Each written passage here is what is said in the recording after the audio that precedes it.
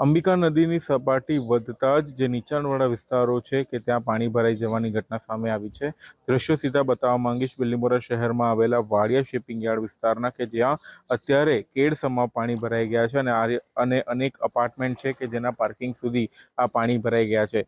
Vadiya shipping યાર્ડની પાછળના ભાગમાં જ અંબિકા નદી આવેલી છે અને અંબિકા નદીના જળસ્તર વધતાની સાથે સૌથી પહેલા જ આ વિસ્તાર પ્રભાવિત થતો હોય છે।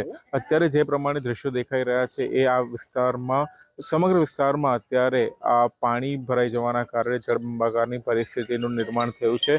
ખાસ કરીને ઓરિયા મોરિયા સહિતના જે વિસ્તારો છે ત્યાંથી પણ લોકોને સુરક્ષિત સ્થળે ખસેડી લેવામાં આવ્યા છે।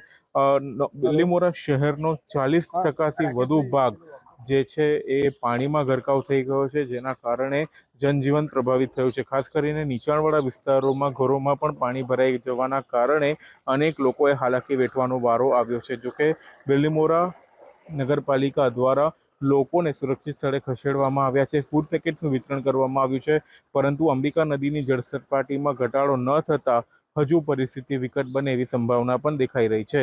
સિદ્ધેશ જોશી, એબીપી અસ્મિતા, નવસારી।